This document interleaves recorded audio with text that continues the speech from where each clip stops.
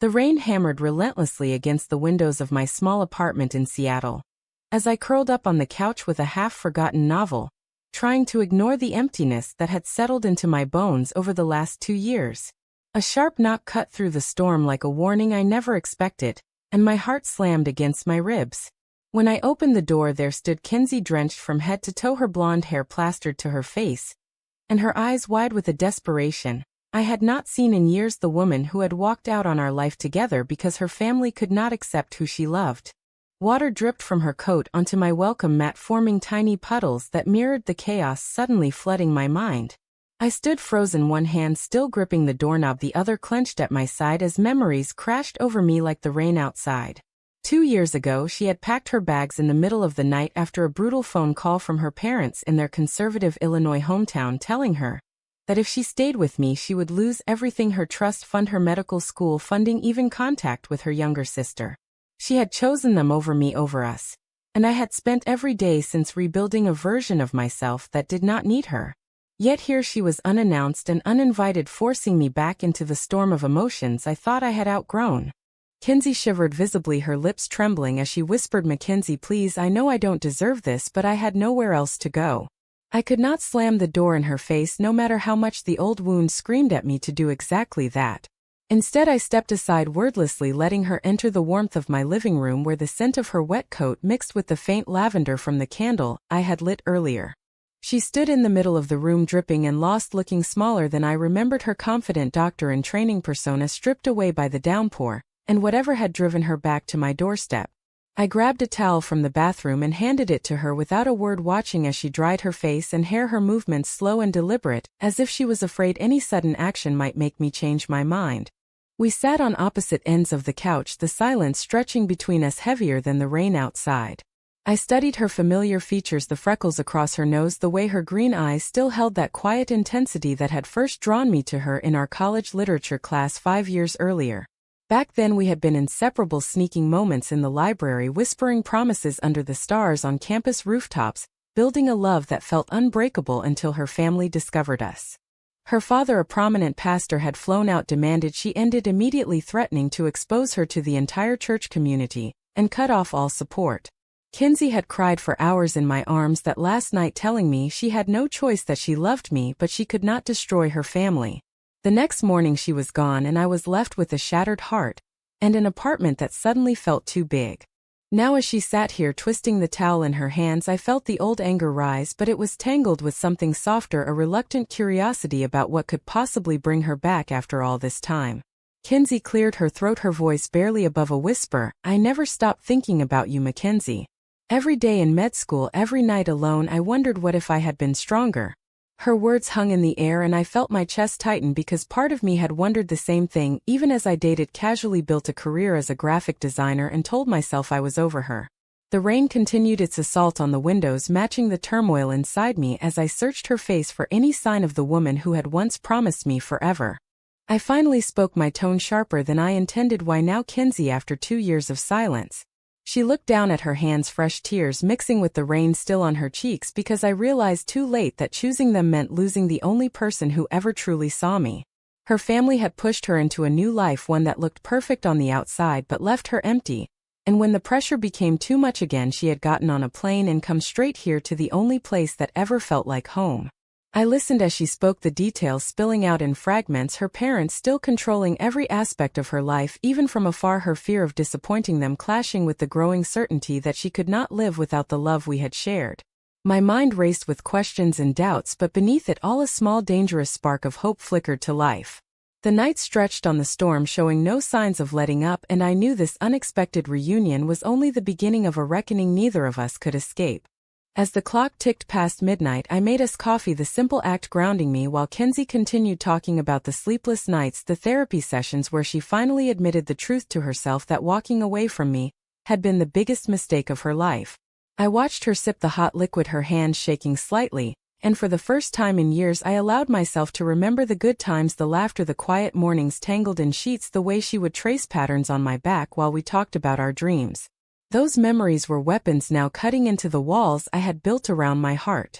Yet I could not ignore the cost she had paid or the cost I had paid the nights I cried myself to sleep, the friends who had picked up the pieces, the version of me that had learned to stand alone. Kinsey reached out hesitantly, her fingers brushing mine, sending a jolt through me that I tried to ignore. Mackenzie, I am not asking for everything back right away, just a chance to talk to prove that I have changed. Her plea echoed in the quiet room, and I pulled my hand away, standing up to pace the floor, the weight of her return pressing down on me like the storm clouds outside. I thought about my life now, the stable job, the close-knit group of friends who had become my chosen family, the careful distance I kept from anyone who might get too close. Bringing Kinsey back in would unravel all of that, and yet turning her away felt impossible in this moment, with the rain isolating us from the world. We talked for hours, the conversation circling around the pain, the regrets, the what-ifs, until exhaustion finally claimed us both. I offered her the guest room, the same one she had once shared with me, and as she disappeared behind the door, I sank onto my own bed, staring at the ceiling, wondering if opening that door tonight had been an act of compassion or the first step toward destroying the peace I had fought so hard to find. The rain continued its steady rhythm, lulling me toward uneasy sleep, but my mind remained wide awake, replaying every word, every look, and every choice that had led us to this rainy night reunion.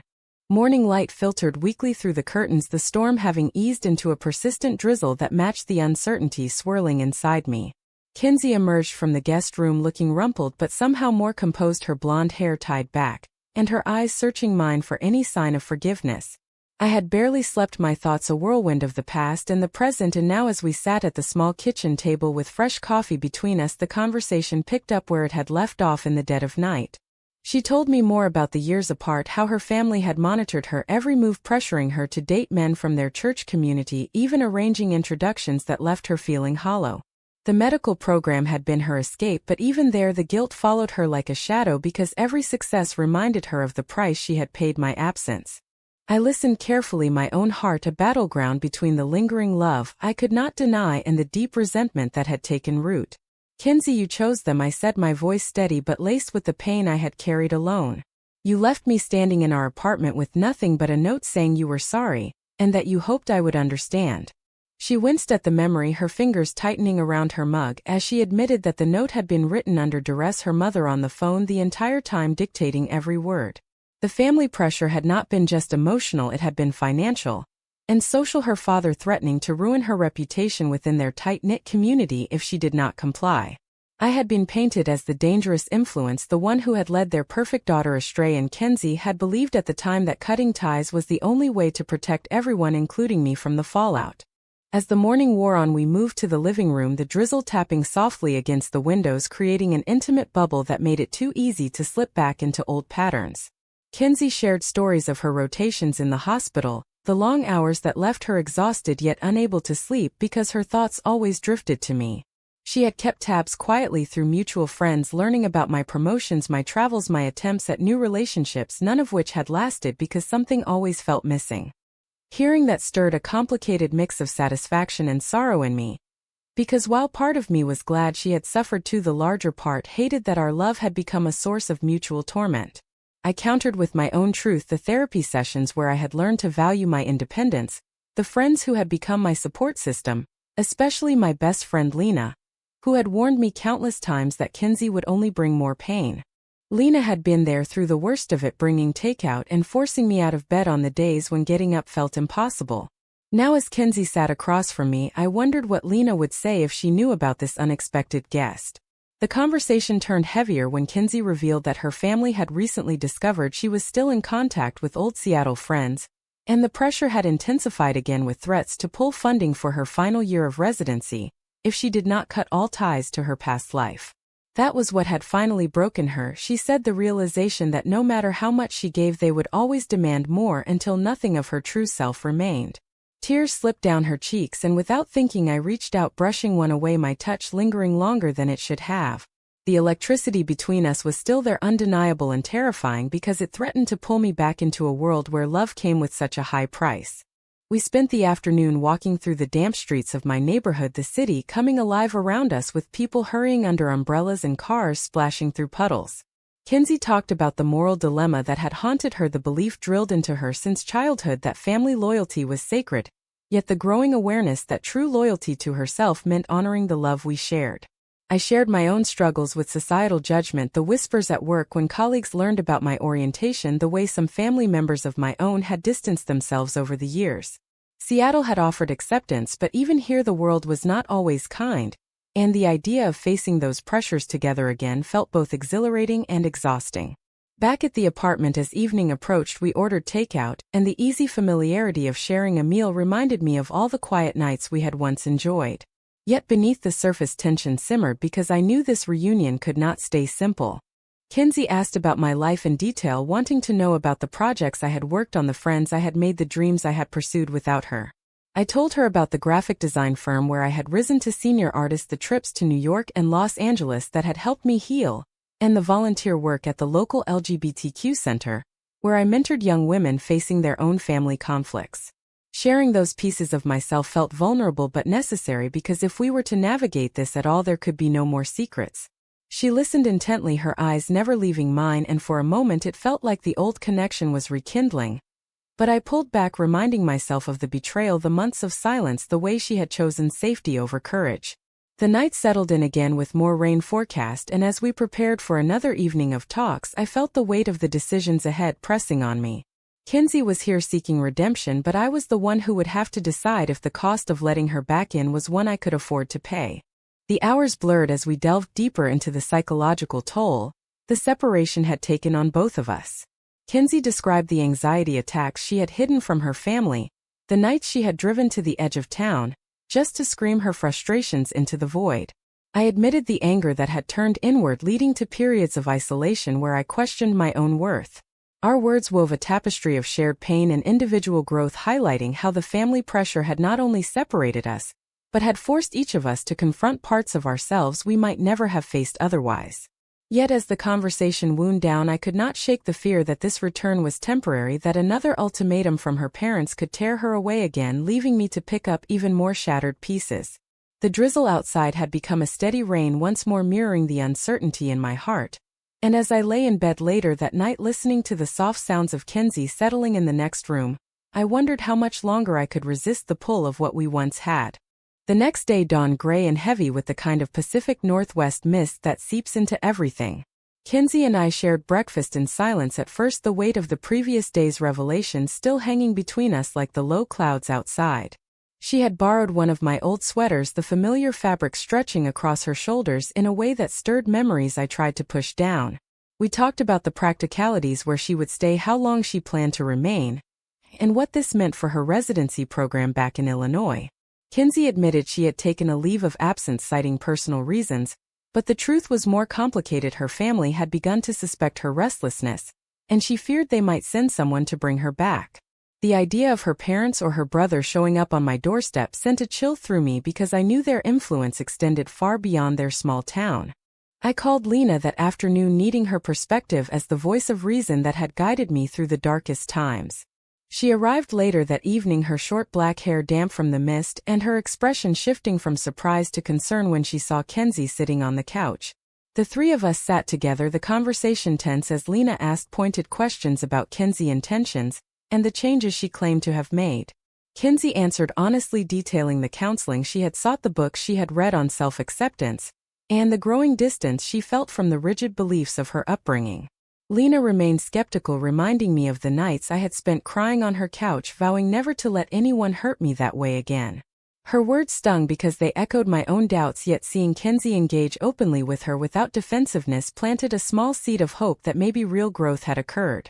As the evening progressed, the social pressures of our world came into sharper focus. I told stories of clients at the LGBTQ center who faced similar family ultimatums, the young women torn between authenticity and belonging. Kinsey listened with rapt attention, sharing how she had begun volunteering at a clinic in Chicago that served underserved communities, where she saw daily the damage caused by prejudice and rejection. The conversation shifted to broader societal issues, the way media portrayed lesbian relationships as either tragic or sensationalized, the workplace biases that still lingered despite progress, and the internal moral conflicts that came with loving someone when the world seemed determined to pull you apart. I felt seen in a way I had not in years, because Kinsey understood the weight of those struggles from both sides, having lived the privilege of hiding and the pain of being exposed. That night, after Lena left with a warning look in my direction, Kinsey, And I stayed up late again, the rain a constant companion outside. She opened up about the betrayal she felt toward herself for waiting so long to return the way she had let fear dictate her choices, and the awakening that had come during a particularly difficult patient case where a young woman had confided in her about losing her partner to family interference. It had been a mirror, Kinsey said, forcing her to see that she was repeating the cycle of sacrifice that had hurt so many. My own internal conflict deepened as I weighed the possibility of trust against the very real risk of more heartbreak. We walked a fine line between rekindling old feelings and protecting the lives we had built separately, the tension building with every shared glance and tentative touch. The following morning brought a new complication when Kinsey's phone buzzed with a call from her sister back home. She stepped into the bedroom to take it, her voice rising in frustration as she explained that she was taking time for herself and would not be returning immediately. I overheard enough to know the family pressure was mounting again, the sister acting as a messenger, delivering thinly veiled threats about inheritance and public embarrassment. When Kinsey emerged, her face pale, I could see the toll it was taking, the moral dilemma written clearly in her posture. She had to choose again between the family that had raised her and the woman who had shown her what unconditional love could feel like. I offered comfort in the only way I knew how, a quiet hug that lingered longer than either of us expected, the warmth of her body against mine, a reminder of everything we had lost and might regain. The days blended into a rhythm of talks, walks, and quiet reflections, the city of Seattle providing a backdrop of coffee shops and parks where we could pretend for moments that the outside world did not exist. Yet the psychological strain was evident in both of us, the way Kinsey would wake from nightmares about her father disowning her, the way I would catch myself pulling away just as closeness began to feel natural. Friends from my circle started to hear rumors, and one evening a small gathering at my apartment turned into an impromptu intervention where questions about loyalty and self-respect dominated the discussion. Kinsey handled it with grace, but I could see the cracks forming, the doubt creeping in about whether her return was worth the disruption it caused. The tension escalated gradually, each conversation revealing new layers of the sacrifices we had both made, and the ones we might still have to make if we chose to move forward together. As the week drew to a close, the rain returned in full force, mirroring the storm of emotions inside me. Kinsey and I sat on the balcony under the overhang, the cool mist brushing our faces as she confessed the deepest fear that even if I forgave her, the world might never let us be happy, that family expectations and societal judgment would always loom like dark clouds. I responded by sharing my own awakening, the realization that love was not about perfection, but about the courage to face the costs head-on. The dialogue between us grew more intense, the confrontations more honest, as we navigated the fine line between hope and self-preservation. Little did I know that the biggest test was still to come, when the past would collide with the present in ways that would force us both to make choices with consequences we could not yet imagine. The confrontation came sooner than expected when a knock sounded at my door early one evening, not the gentle tap of a neighbor but a firm authoritative rap that made both Kinsey and me freeze. I opened it to find her brother standing there, his face a mask of disapproval, his conservative suit out of place in my casual Seattle building. He had flown out after the sister call, determined to bring Kinsey home, and the tension in the room skyrocketed as he demanded she pack her things and leave with him immediately. Kinsey stood her ground for the first time in front of her family, her voice steady as she told him that she was an adult capable of making her own decisions, and that forcing her back would only push her further away.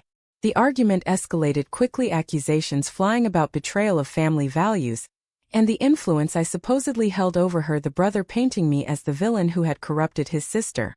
I stepped in then, my own anger rising as I defended not only our past but the right for Kinsey to live authentically. The exchange was raw and unfiltered, highlighting the deep societal divides that had torn us apart before and threatened to do so again.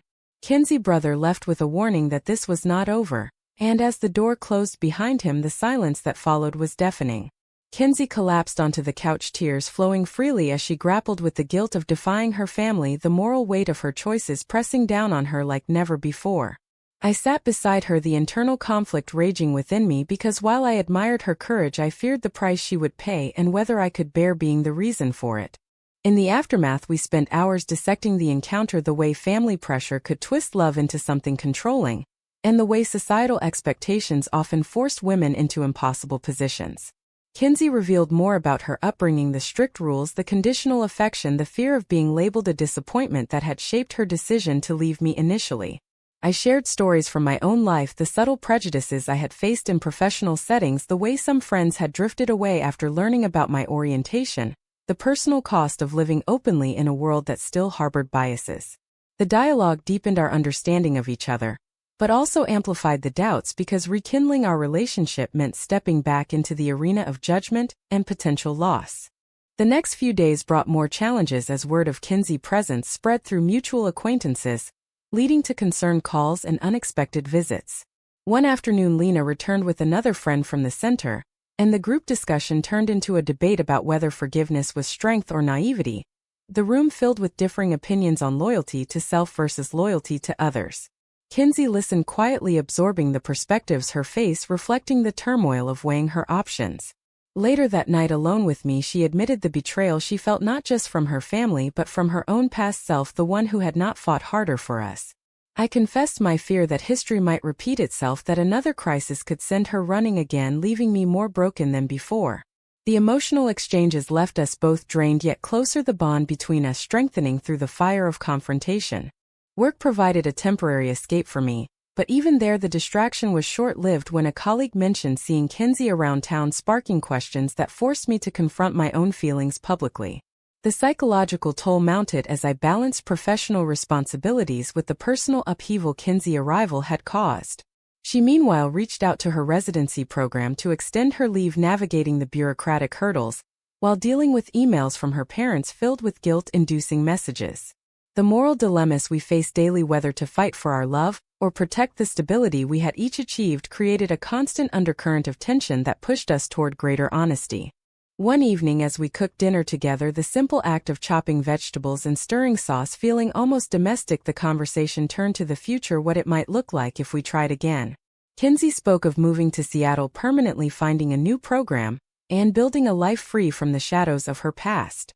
I voiced my reservations, the practical concerns about trust, the emotional scars that might never fully heal, the societal backlash we would inevitably face. Yet as we ate the meal, the warmth of the kitchen contrasting with the cool rain outside, a fragile hope began to take root. The days continued in this pattern of conflict and connection, each one building the case for both sides of the argument, until the line between right and wrong blurred into a gray area where only the heart could truly decide. The pressure reached a peak when Kinsey received a video call from her mother, the woman who had been the driving force behind the original breakup. I sat nearby, out of frame, listening as the conversation unfolded, the mother pleading, then demanding, then threatening to cut all ties permanently. Kinsey, tears flowed, but her resolve held as she explained that her happiness could not be sacrificed anymore, that love was not a sin but a gift. The call ended abruptly, leaving Kinsey shaken and me holding her as she processed the latest blow. In that moment, the cost of her choices became crystal clear. The potential loss of family weighed against the gain of authenticity and our shared future. The internal struggles we both faced intensified, forcing us to examine not just our relationship, but the very foundations of our identities and values. The climax built slowly but inexorably as more family members became involved, her father sending long emails outlining biblical references and the dangers of straying from the path they had set. Kinsey read them aloud to me, her voice cracking at times as the words cut deep into old wounds. I offered support but also challenged her to consider the full consequences, the life she might be giving up, the relationship she could lose forever. Our arguments grew heated at times, the passion that had once fueled our love now channeled into debates about duty and desire, right and wrong. One particularly stormy afternoon, we stood in the living room, voices raised as Kinsey accused me of holding the past against her, and I countered that she had never truly fought for us until it suited her. The confrontation left us both raw, but it also cleared the air, allowing for a level of honesty we had not achieved before. In the quiet that followed, Kinsey shared the deepest layer of her awakening, the moment in a hospital chapel where she had prayed not for forgiveness from her family, but for the strength to forgive herself for the pain she had caused me. The revelation touched something in me, shifting the balance slightly toward understanding, if not full reconciliation. Yet the societal pressures mounted when a local news story about family rejection in the LGBTQ community aired, featuring anonymous accounts that sounded eerily similar to ours. Friends and acquaintances reached out, offering advice, some urging caution, others encouraging us to seize the second chance. The external noise amplified the internal conflict, making every decision feel monumental. We took a drive one weekend to the Olympic Peninsula, the winding roads and lush forests providing a temporary escape from the city pressures. During the trip, Kinsey opened up about the betrayal she had witnessed within her own family, the way her parents had turned a blind eye to her brother's mistakes while holding her to impossible standards because of her orientation. I shared my own experiences of subtle discrimination. The promotions passed over the invitations never extended the quiet exclusion that chipped away at self-worth. The journey brought us closer, the shared vulnerability forging a new layer of connection amid the towering trees and misty landscapes. Yet upon returning to Seattle, the reality crashed back with a message from Kinsey's sister announcing that the family was planning an intervention, a gathering designed to pressure her into returning home. The anticipation of that event created a tense atmosphere in the apartment as we prepared mentally for the onslaught. When the day arrived, Kinsey family members joined via video call, their faces filling the screen with expressions ranging from concern to outright condemnation. The discussion was intense, accusations and pleas intermingling as they painted our love as a phase, a mistake, a rebellion against God and tradition. Kinsey defended us with a strength I had not seen before, citing her growth, her happiness, and her right to choose. I added my voice when appropriate, emphasizing the harm caused by conditional love and the beauty of acceptance. The call ended without resolution, but it marked a turning point, Kinsey declaring that she would not be returning to Illinois, and that she was ready to face whatever consequences came with that decision. The emotional exhaustion that followed left us both drained yet strangely liberated. We spent the evening in quiet reflection, the rain outside a soothing backdrop as we processed the events. Kinsey expressed gratitude for my presence through it all, acknowledging the courage it took for me to open the door that first night and to stay through the storms that followed. I admitted that her return had forced me to examine my own capacity for forgiveness and the ways I had perhaps closed myself off to love out of fear. The dialogue between us reached new depths, exploring the nature of sacrifice, whether true love required giving up everything, or if it meant fighting to keep what mattered most. The psychological awakening we both experienced was profound, shifting our perspectives on family loyalty, societal norms, and personal happiness. As the days passed, the immediate crisis eased, but the underlying tensions remained. We navigated daily life together, the small moments of joy interspersed with reminders of the larger battles. A walk in the park, a shared meal, a late-night conversation, each one building toward a decision that would define our future. The cost of our choices became clearer with every step, the potential loss of family support for Kinsey, the risk of emotional vulnerability for me, the societal judgment we would face as a couple. Yet through it all, a quiet determination grew, the belief that some loves were worth the fight even when the odds seemed stacked against them. The narrative of our lives wove tighter, the threads of pain and hope intertwining in a tapestry that was both beautiful and fragile. The final confrontation came not from her family, but from within, when Kinsey received official notice that her residency funding had been pulled pending her return home. The news hit like a physical blow, sending her into a spiral of doubt and self-recrimination. I held her through the tears, the anger, and the fear, offering what comfort I could while grappling with my own questions about whether our reunion was worth this level of sacrifice. We talked for hours, dissecting every angle, the moral implications of choosing personal happiness over family duty, the psychological impact of lifelong estrangement, the societal message it would send to others in similar situations. Kinsey ultimately decided to appeal the decision through legal channels, citing discrimination, but the process would be long and uncertain, leaving her future hanging in the balance. In the midst of this uncertainty, we reached a tentative understanding, one that acknowledged the past without being chained to it. Kinsey moved some of her belongings into the apartment, a symbolic step toward commitment that filled me with both joy and apprehension. We celebrated the small victory with a quiet dinner, the candlelight casting soft shadows as we toasted to new beginnings. Yet the conversation turned serious again as we discussed the realities ahead, the therapy we would need, the support networks we would build, the ways we would face prejudice together. The emotional growth we had both undergone through this ordeal had transformed us, making us stronger, more self-aware, and more committed to living authentically.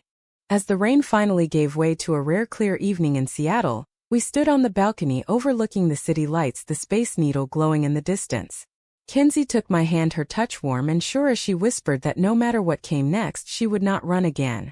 I believed her in that moment, the trust rebuilding slowly but surely through the trials we had faced. The journey had been one of deep psychological exploration, the kind that forces you to confront your deepest fears and highest aspirations.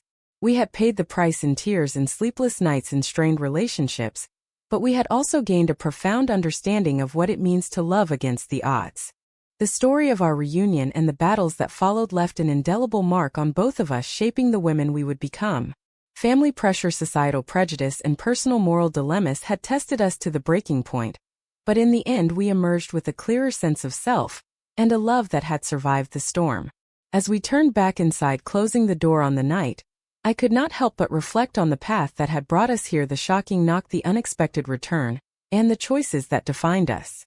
When family forces you to choose between their approval and the person who makes your heart whole, is walking away ever the right decision, or does true courage mean standing firm no matter the cost?